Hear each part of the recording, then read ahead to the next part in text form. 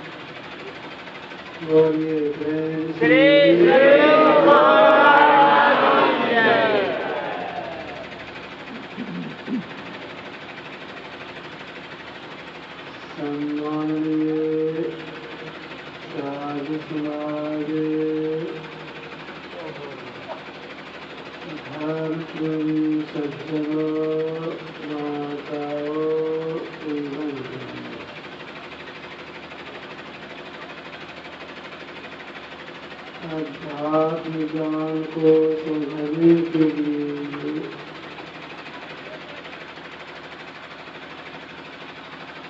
एकांत स्थान और एकाग्रता की आवश्यकता होती है। एकांत स्थान के अभाव में सुनने और समझने में कठिनाई होती है, बात समझ में नहीं आती है। एकाग्रता पूर्वक नहीं सुना जाए तो बात समझ में नहीं आती है।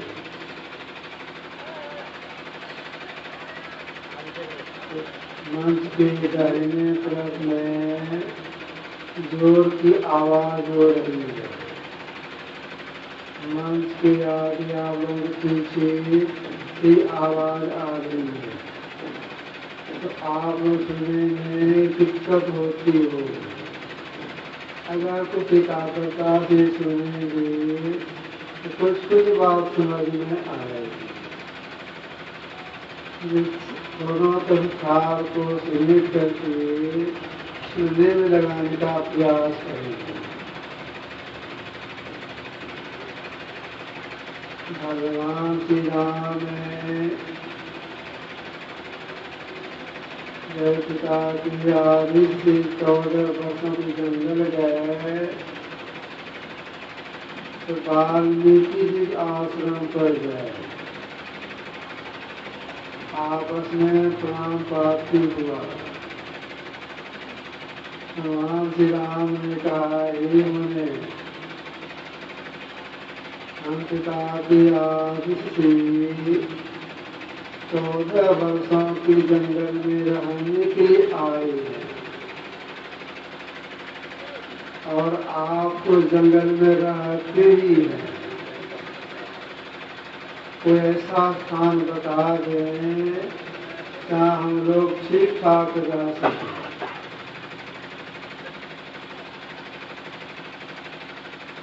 भगवान राम की बातों को सुन करके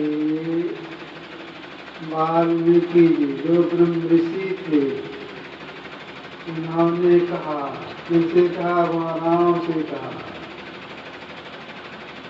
पूछ मोल के कहा मैं पूछत सकुचा जान होत देव कही तुम्हें बताऊ ठाम।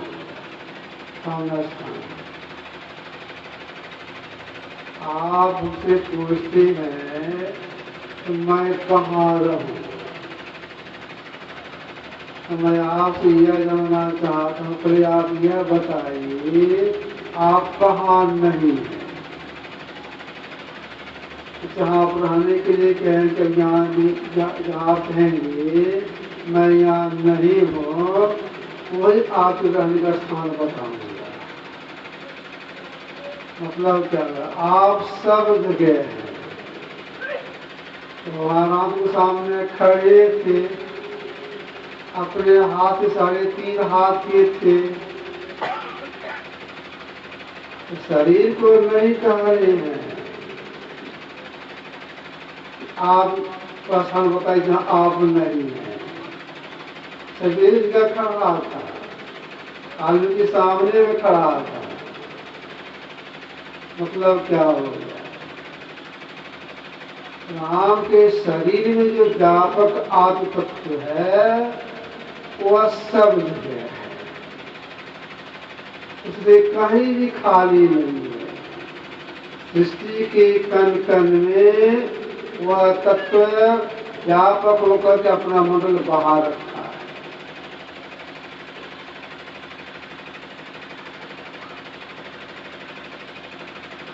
जो सब में है और सबसे बाहर है, उसी को महापुरुषों ने अनंत शब्द से प्रयोग किया है, अनंत शब्द कहा है। अगर 2 अनंत माना जाएगा तो दोनों ससीम हो जाए, सीमा वाला हो जाएगा। अनंत एक ही एक, उसके बाहर अवकाश नहीं। तो ये जो एक ही एक है, उसके बाहर अवकाश नहीं है, उसको कोई इंद्र के द्वारा कह नहीं सकते ऐसी है। हम तो वह बात तो नहीं कर सकते हैं जो हम इंद्रियों के द्वारा प्रयोग में लाते हैं। जैसे देखिए, हम लोग नमक खाते हैं। अगर आपसे कोई पूछे नमक का स्वाद कैसा है, आप कहेंगे खारा। खारा कैसा होता है नहीं बता सकते।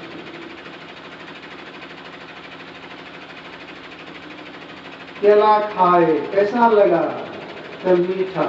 मीठा कैसा होता है नहीं कह सकते। अब देखिए, नमक खाए हैं, केला खाए हैं, नमक खारा होता है, केला मीठा होता है, नहीं कह सकते कैसा मीठा कैसा खारा।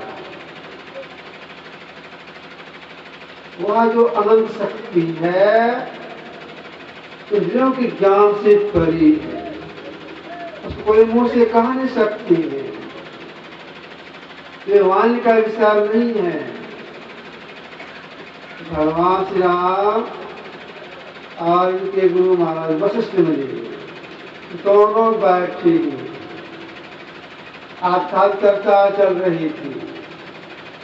किसी बात के सिलसिले में भगवान श्री राम ने अपने गुरु महाराज वशिष्ठ से निवेदन किया, मुझे कहा जाए ब्रह्म का स्वरूप क्या है।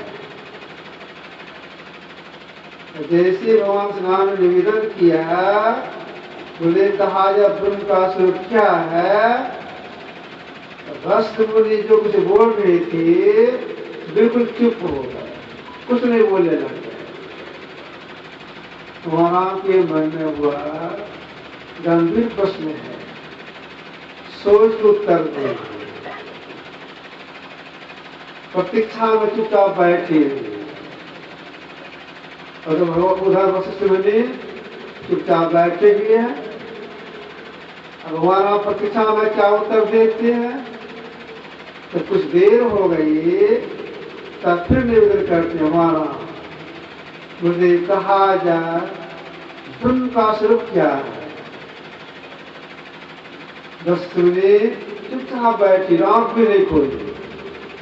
आंख बंद कर चुपचाप बैठे हुए हैं। हमारा फिर चुप है। थोड़ी देर के बाद फिर निवेदन करती है, गुरुदेव कहा जाए ब्रह्म का स्वरूप क्या है? बस तुम्हें कुछ नहीं बोले, चुपचाप बैठे। तब राम के मन हुआ हो सकता है हमने कुछ में गलती हो गई। तो गिड़गिड़ाते हुए समालोचना करते हुए बोलते हैं, गुरुदेव क्या आपसे कुछ गलती हो गई? आप कुछ नहीं बोल रहे हैं। कहा जाए ब्रह्म का स्वरूप क्या है? तो इस तरह से बोलिए। तब वशिष्ठ मुनि आंख खोलते हुए बोलती है, हे राम, आपने जब से पूछना प्रारंभ किया है तब से मैं उत्तर देना प्रारंभ कर दिया, विलंब नहीं किया। तो आप कुछ बोले ही नहीं, उत्तर कहाँ मिला? हे राम, इसका उत्तर ही चुप है। अगर मैं कुछ कहूंगा वाणी का विषय हो जाएगा, परमात्मा वाणी का विषय है नहीं। तो जो वाणी का विषय नहीं है वह एक ही एक है और सब में है और सबसे बाहर है, कहीं भी खाली नहीं है। तो सबको अवकाश दे करके सबसे बाहर है, सब उनके अंदर में है, उसके बाहर कोई नहीं है। सारी सृष्टि परमात्मा के अंदर है, परमात्मा सृष्टि से उससे बाहर है। एक बात सुनाता हूं, लगभग यही समय हो गुरु महाराज कुप्पाघाट आश्रम में अपने संकर्मिक आसन पर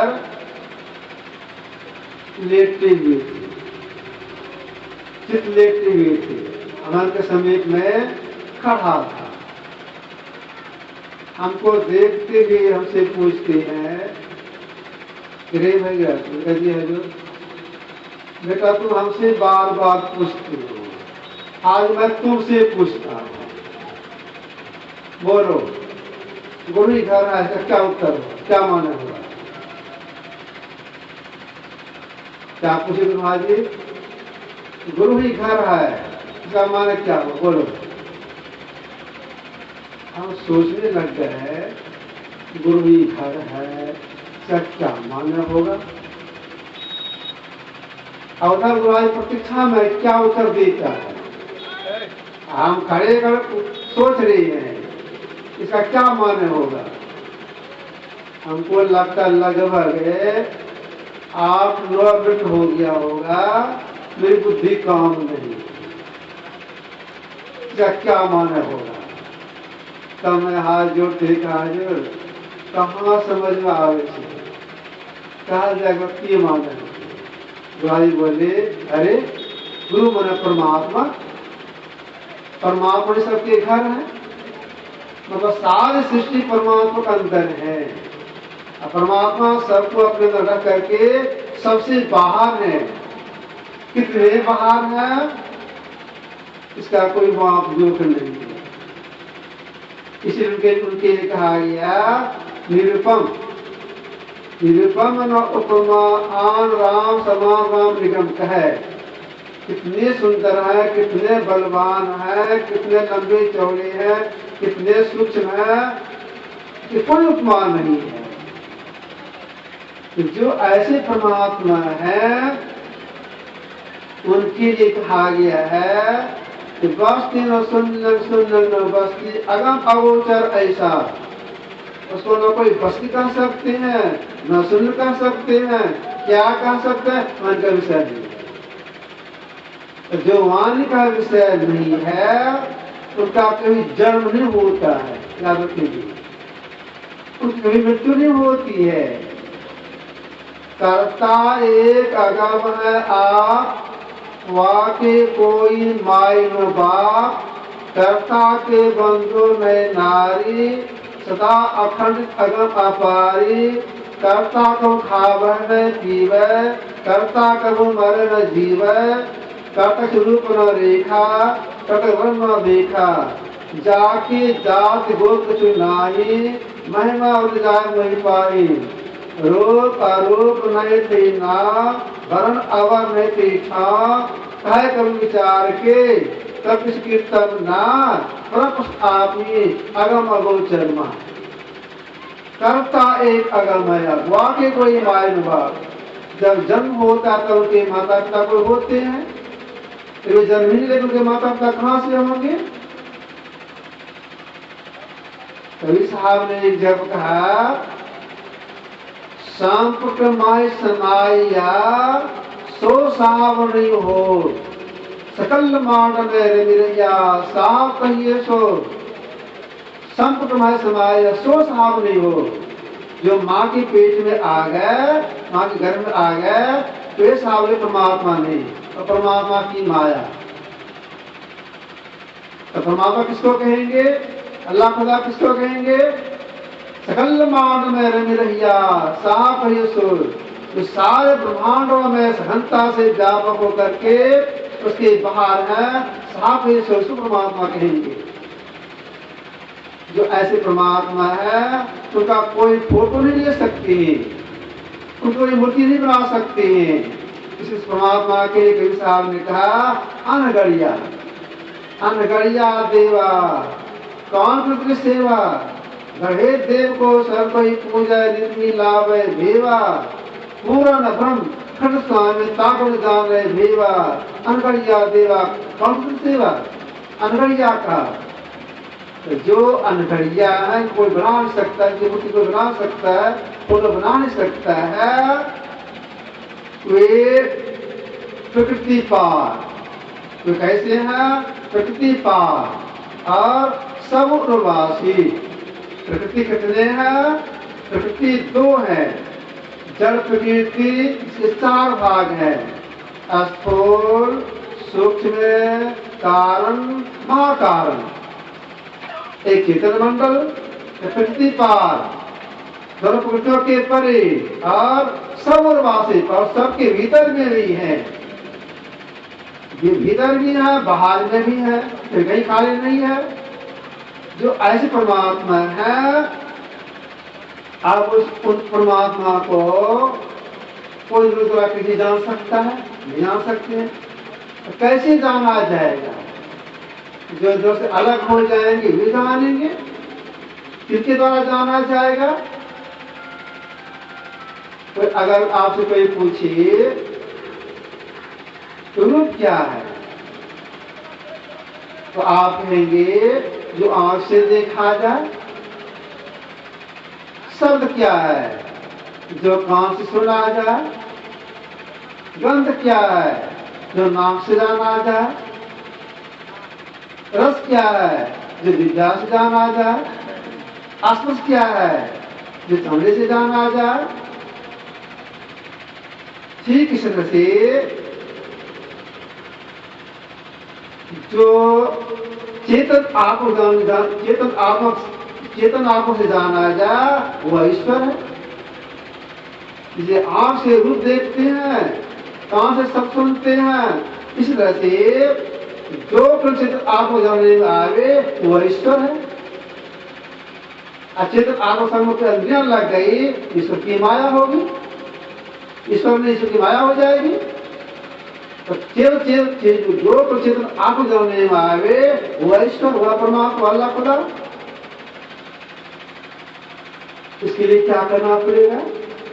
इसी के लिए महापुरुषों ने कहा, कल में कहा था, इंद्रियों से अलग होने से तब यह जीव परमात्मा साक्षात्कार कर सकता है। अगर एक दूसरे साथ में रहेगी, अपने अंश परमात्मा का साक्षात्कार नहीं कर सकता है। सब अलग होने के लिए ही महापुरुषों ने कहा, अंत साधना में एक नाम का जप कीजिए, एक गुरु का ध्यान कीजिए, शून्य ध्यान कीजिए, और अंत में सब साधना भी कीजिए। तो कब से आपकी दुनिया छूटेगी, सब दुनिया छूट जाएगी आपकी, तो अपना साक्षात्कार हो जाएगा और जीव का परम कल्याण हो जाएगा। सभी साधना में सफलता मिल जाए और जी का परम कल्याण हो जाए, इसके लिए इतने बड़े बड़े महापुरुष हो गए, सबका कहना है इसके लिए संयम करना पड़ेगा। पहला संयम क्या है? तो सबसे पहला संयम बताया गया भोजन। वाली में है खान पान को प्रथम संहारो, तब रस रस सब अवगुण मारो। खान प्रसन्न करना चाहिए। खान पर क्या संयम करें? तामसी राशि भोजन नहीं ले, सात्विक भोजन ले। वह भोजन ऐसा हो जो सुपाच्य हो, कब्ज कारक नहीं हो, इसके साथ साथ पवित्र भी हो। अगर पवित्र नहीं रहेगा, अशुद्ध हो जाएगा, जब दान करने में मन नहीं लगेगा। भोजन का शुद्धि में मन में अशुद्ध हो जाता है, भोजन की शुद्धि में मन शुद्ध होता है। इसलिए भोजन की शुद्धता चाहिए और भोजन को कम मात्रा में लेना चाहिए। पेट भर में पीने को जो हल्का भोजन करते हैं, मुक्त भोजन करते हैं, उसे साधना होती है। इसका संयम करना चाहिए और एकांत स्थान में बैठना चाहिए। हल्का स्थान में एकांत में बैठना चाहिए। वह स्थान पवित्र हो और समतल भी हो। अगर एकांत नहीं है, पवित्र नहीं है, समतल नहीं है, दर्शन करने में तरक्की नहीं होगी। स्थान की पवित्रता चाहिए, और उबड़ खाबड़ नहीं हो, समतल हो। अब बैठे कला से बैठना चाहिए, तब दर्शन करने में सफलता मिलती है। कैसे बैठेंगे? बैठने कला क्या है? बैठने कला है पीठ का रीढ़, गर्दन और सिर तीनों सीधा रखना चाहिए। हिलडोल नहीं करना चाहिए। अगर हिलडोल करते रहेंगे, जब ध्यान करने में अनुभूति नहीं होगी। जैसे देखिए, आप एक बाल्टी पानी ले लें, साफ पानी ले लें और उसमें अपना हाथ घुसा दें, पानी को हिलाते रहें। जब तक पानी हिलता रहेगा, अब चाहेगा मेरा अपने शरीर हम देख लें, दिखाई नहीं पड़ेगा। बाल्टी से हाथ को निकाल लें, जब पानी स्थिर हो जाएगा तो अपना अक्षर आपको दिखाई पड़ेगा। ठीक ऐसे ही हिलडोल करते रहेंगे, अनुभूति नहीं होगी, अनुभूति नहीं होगी। तो देखिए वाणी में है हिलडोल करी सुरक्षित करी रम तारु गाई, विजराज कंपन्नो फुटा बैठना चाहिए, अध्यक्ष बैठना चाहिए। अगर आप चाहेंगे 10-5 मिनट का काम बन जाएगा, संभव नहीं है। देर तक बैठना होता है। इतने बड़े महापुरुष होकर जीविया पढ़ेंगे, देर तक बैठे हैं, बहुत बैठे हैं, तब अनुभूति प्राप्त हुई है। केवल सुना तो महापुरुष गुरु महाराज को स्वागत आश्रम विराजमान थे।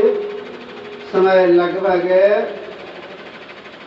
2 और 3 अपराह्न का होता होगा। अपने आश्रम में लेटे हुए थे, मैं सीढ़ी में खड़ा था, तो हमको सुनाने लग गए। हमारे गुरु महाराज बाबा साहब मुरादाबाद में रहती थी, बड़े कड़े मिजाज की थी। मैं साल में तो 1 बार तो 2 बार मुरादाबाद जाता था। एक बार गया, 3-4 दिन रहने का मौका लगा। इस दरमियान बाबा साहब ने क्या किए, मेरे दाहिने हाथ के तलप्सी को पकड़ लिए, मेरे हाथ के पंजा को पकड़ लिए। तो मेरे में बात आई, मेरे हाथ के क्यों पकड़े? जिसे मेरे मन में बात आई, मेरे हाथ के क्यों पकड़ी? बाबा साहब क्या किए, मेरे दाहिने हाथ तलप्सी को अपने चूक समीप ले गए। तो मेरे में बात आई, ऐसा ही क्यों कर रहे हैं? बाबा साहब क्या किए, हमारे दाहिने हाथ तलप्थी को अपने चूतर में पकड़ करके इसे सटा दिए। तब हमसे पूछे, लाला क्या कुछ देखते हो? तब हमने टोक के देखा तो मैंने कहा जो लगता है खिला हो गया है। तब गुरु बाबा साहब बोले, लाला मैं ध्यान करने इतना बैठा कि बैठते बैठते ठेला हो गया। तब उन्होंने कहा, बैठे चूत तो निकले सूत। अब देखिए बाबा दिन साहब ऐसे संस्कारी महापुरुष को धन्यवाद कर इतना बैठना पड़ा कि चूत और ठेला हो गया। हम लोग कितना बैठना चाहिए? बहुत बैठना चाहिए। फिर हम लोग कहते क्या है, अगर ध्यान बात सम्मिलित हुए 1 महीने के लिए ध्यान करने के लिए, घंटी बजी, बैठे घंटे के लिए, 1 घंटे में 13 बार आसन बदले, सफलता किसी मिलेगी? तब हम बैठने का प्रयास करते हैं, लेकिन चढ़ना दर्द होता है, कमर दर्द करने लगता है, नहीं बैठ सकते, इसलिए अपना प्रयास नहीं किया। अभ्यास करने से क्या हो जाता है? अगर आप अभ्यास करेंगे आप घंटों बैठ सकती हैं। अभ्यास करने से क्या हो जाता है? बड़े बलवान हो जाती हैं। एक बार सुनाता हूं आप लोगों को। एक किसान भैंस पालती, भैंस एक बच्चा थी, उनके मन में हुआ यह अभ्यास करना चाहिए। अभ्यास क्या करने लगा है? भैंस पालने वाले व्यक्ति जो बच्चा भैंस दी थी, उस बच्चा को गोद उठाती थी, गोद उठा करके 15-20 हाथ 30 हाथ दूरी पर ले जाती थी, गोद उठा करके वहां जाके रखते थे। उसके बाद फिर गोद उठा करके स्थान पर आके रख देते। इस तरह से दिन में 4-5 बार करते थे। बच्चा को उठाना, 10-20 हाथ 25 हाथ ले जाना, रख देना, तो उठा करके स्थान पर रख देना। तो अभ्यास करने लग गए, 4-5 बार अभ्यास करने लग गए। तो भैंस का बच्चा है तो बच्चा तो रहेगा नहीं और बढ़ेगा। बढ़ते बढ़ते और बड़ी हो गई, पाल खाई, बच्चा दे दी, भैंस का रूप ली। अब किसान भैंस को उठाने लग गया। फिर अभ्यास करते करते इतना देह बल आ गया, भैंस उठा लेता था। इस तरह से हम लोग अगर प्रयास करेंगे थोड़ा बढ़ाने का, 1 मिनट रोज बढ़ाएंगे, 4-5-6 साल भर में और देर तक बैठेंगे। अभ्यास करना से बैठने का। जब अभ्यास करते हैं उन्हें सफलता मिलती है। दिन बैठ के अभ्यास करना चाहिए। अगर दिन में अवकाश नहीं मिले, रात में जाके करना चाहिए। रात में जाके कौन कर सकती है? रात में जाके वही कर सकती हैं जो भोजन का सृजन करेंगे। संजीव आदमी रात को ध्यान कर सकता है, रात में कर सकता है। भगवान बुद्ध इसके काल में हुए 1000 भिक्षु के संग में आकाश मार्ग उड़ती थी। सब भगवान बुद्ध भी उड़ती थी, 1000 भिक्षु के साथ साथ उड़ता था। कैसे उड़ते थे? रात में जाके ध्यानाभ्यास करती थी, तब ये शक्ति आ गई थी। संयमी कितने थे? बहुत संयमी थे। भीख मांग के खाते थे, फिर संयम में अपने को रखते थे। जिसमें भगवान बुद्ध राजगीर में आके ध्यानाभ्यास करने लग गए, राजगीर के जंगल में। उस वहां के राजा थे अजातशत्रु, उनके पिताजी का नाम था बिंबिसार। अजातशत्रु दीक्षा ले लिए देवदत्त से, भगवान बुद्ध के चचेरे भाई थे देवदत्त, उनसे दीक्षा ले लिए। देवदत्त का विचार ठीक नहीं था। देवदत्त ने कहा अजातशत्रु से कि देखो तुम्हारे पिता राजा है, तब तक जीवित रह के तुम नहीं जानते हो, तुम्हारी आयु बढ़ रही है, कभी अधिक तक जिएंगे तो राष्ट्र तो कुछ नहीं हो सकेगा। एक काम करो, तो संगठन करके तुम्हारे पिता निसार को जेल में बंद करो, आपसे खाना पीना बंद कर देना, मर जाएंगे तुम राजा बन जाना। इनको बात जची, संगठन किए कुछ लोगों का, जबरदस्ती अपने पिता को पकड़ करके जेल में बंद कर दिया, अपने राजा बन गए। ऐसे बाद इन्होंने घोषणा कर दी कोई व्यक्ति उनके पास नहीं जाएंगे, उनके मिलने के कोई नहीं जाएंगे, भोजन बंद कर दिए। तो मां के वक्त कहने पर आप जा सकती हैं, लेकिन भोजन सामने नहीं ले जाना होगा। ठीक है, नहीं ले जाएंगे, फिर हम उसे मिलेंगे, हमारे पति देव हम मिलने के लिए जाएंगे जेल में। वह जाती थी, अकेले जाती थी, भोजन को छिपा के ले जाती थी, आंचल के भीतर में इस तरह से छिपा करके ले जाती थी। और पति खिला देती थी, पानी पिला देती थी, फिर आ जाती थी। असुर के मन में हुआ भोजन उसका बंद है, माता क्यों नहीं है, और लगता है मेरी मां छिपा के ले जाती होगी। तो अपनी मां से कहा आप जाएं, लेकिन एक कपड़ा पहन के जाए। आप छिपाएंगे कैसे, कैसे छिपा के ले जाए, एक कपड़ा पहन के जाए।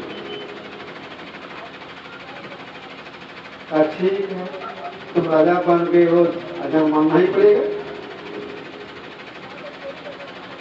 पति का ममत्व, पति मरे नहीं जीवित रहे, तो बेचारी क्या करने लग गई, रोटी दाल सब्जी बनाती थी, ठीक से उसको हाथ से मल करके पतला कर लेती थी। उसके बाद गले से नीचे के स्थान में और जो रोटी दाल सब्जी का चूर्ण था दे में लेप लेती थी। जब कुछ सूख जाता था तो एक साड़ी पहन करके चली जाती थी। हाथ खुला है, कुछ लेने जा रहे हैं, ये करने जहाँ करके जब पति से बोलती थी आपका भोजन बंद है, आप जीवित कैसे रहिएगा, तो मैं अपने देह में लेप के लाई हूँ भोजन, अपने देह को चाट लीजिए। उनके देह को चाट लेते थे बेचारे, पानी पीने छूट थी, चाट लेते पानी पीते थे। अरे भोजन बंद है, मरता क्यों नहीं, पानी पी के जीत रहा है, जीत रहा हो रहा है, पानी बंद, पानी के बिना छटपटा करके बेचारे मर गए। संजोग से जिस दिन की मृत्यु हुई और उसी दिन को एक पुत्र रत्न की प्राप्ति हुई। रजवास से खबर लेने के लिए एक आदमी चले, वहां के जो व्यवस्थापक थे पत्र लिखते हैं कि राजा को पुत्र की प्राप्ति हुई है, और जेल के जो व्यवस्थापक थे पेपर लिखते राजा की मृत्यु हो गई। दोनों व्यक्ति चले राजा खबर कर रहे, अब दोनों सांसद गेट पर मिल गए। तो कहा जा रही ऐसी सी बात, आप कहाँ चल रहे, ऐसी सी बात, तो कौन समाचार देना चाहे, विचार के दोनों आप पहले बढ़िया समाचार देना चाहे, पहला बढ़िया समाचार में वह चिट्ठी दिए, राजन बड़ी सौभाग्य की बात है, इसकी बड़ी दया है, आपको एक पुत्र की प्राप्ति हुई है। इसे पढ़ते हैं और पुत्र की प्राप्ति हुई है। अच्छा, यह दान करना है, ऐसे भोज भंडारा करना है, लोग खिलाना पिलाना है, दान में शक्ति मंगाना है, आदि सोचने लगते हैं। देखिए थोड़ा आकर सोच रहे हैं बढ़िया बात। दूसरा चिट्ठी लीजिए, उसमें पढ़ते क्या है, पिता की मृत्यु। जैसे पढ़े पिता की मृत्यु बुद्धि प्राप्त, जैसे मेरा जन्म हुआ होगा, जिससे मेरा जन्म हुआ होगा, मेरे पिता यही सोचते होंगे, भोज करेंगे, भंडारा करेंगे, या करेंगे, या करेंगे, तो मैं बड़ा पापी हो गया, पानी पिला उनको मार दिए, बड़ा दुख हुआ उनको। तो रोज आया देवदत्त पर, ऐसे हमको वही दिए थे, बड़ा दुख हुआ। और दुख के चलते अब वो चल मिलने लग गया, भोजन नहीं कर रहे हैं, नींद आ रही है, रोते हैं, मैंने क्या किया दिया, क्या कर दिया। दिन में भोजन नहीं किए, बेचैन नहीं मिल रहा है, रात के 12 बज गए, चैन नहीं मिल रहा है, नींद आ रही है, चंद्री रात की संजोग से उसे लेने के लिए रात जी में राज वैद जीवक आ गया। राज अब तो सोए नहीं है, सारी घटना बता दी, चैन नहीं मिल रहा है, मुझे चैन नहीं मिल रहा है, और इसी का मतलब चैन नहीं मिल रहा है। चैन पाना चाहते हैं, हाँ चैन पाना चाहता हूं। रागी के जंगल में, जो श्रीप जंगल है, भगवान बुद्ध आई हुई है। 1000 भिक्षुक संग रहकर ध्यानाभ्यास करते, रात में जग कर ध्यान करती है। चलिए उनके पास, भगवान का उपदेश होगा, आपको चैन मिलेगा, शांति मिलेगी। ठीक है, चलिए। हाथी तैयार किया गया, दोनों बैठे हाथी पर। जब जगल शरीफ गए तो उतरे हाथी पर से नीचे, बिल्कुल सुनसान स्थान। अलसुर को भय हो गया, शंका भी कर गए, वैद्य जी हम आगे नहीं बढ़ेंगे, क्या बात है, आप मेरे साथ धोखा कर रहे हैं, हमको लगता है आप बदमाश हाथों देने के लिए जा रहे हैं, तो उसको मार दे, आप आगे आप नहीं जाएंगे। लौटने लग गए, नहीं नहीं ऐसी बात नहीं है ना, जान मरवाना चाहते हैं आप।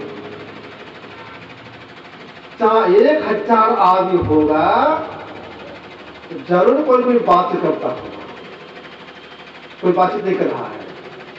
चाहे 1000 आदमी होगा, जरूर कोई छिपेंगे, कोई छिपते भी नहीं है।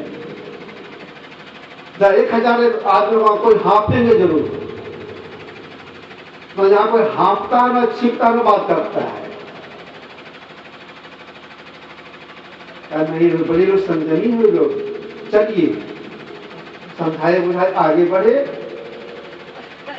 देखते कैसे में 1000 भिक्षु शांत भाव से बैठे हुए ध्यानस्थ हैं, भगवान बुद्ध भी ध्यानस्थ हैं। भगवान बुद्ध के पास ही दोनों गए, हाथ पा करके भगवान आंख खोल दिए, फिर समझाए, हमको देश को पा करके स्त्री को शांति। अब देखिए भगवान बुद्ध के भिक्षु कितने संयमी थे, छिपते तक नहीं, धापित नहीं करते थे, आराम से ध्यान करते थे। जो संयमी आदि होते हैं तो रात के ध्यान कर सकते हैं। रात जग ध्यान करने से तरक्की होती है।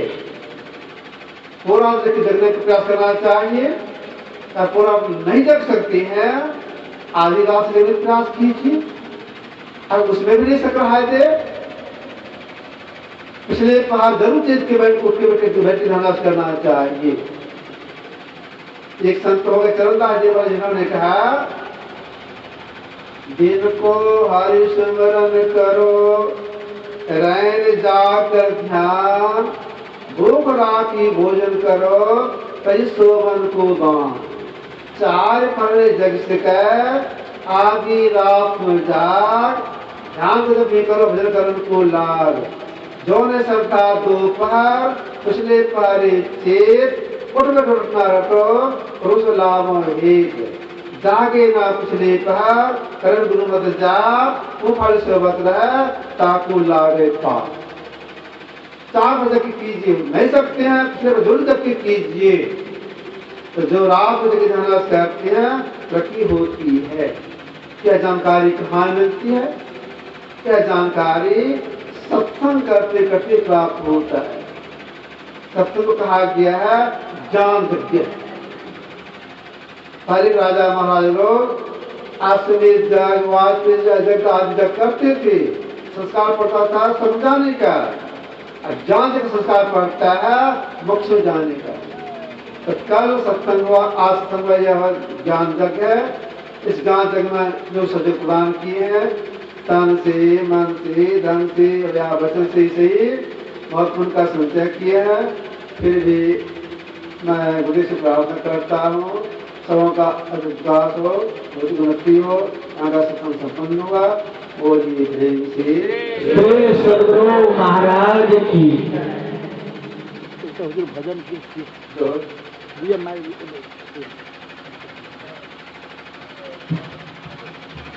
सुरेंद्र बाबू श्री सद्गुरु महाराज की जय। श्री सद्गुरु महाराज की जय।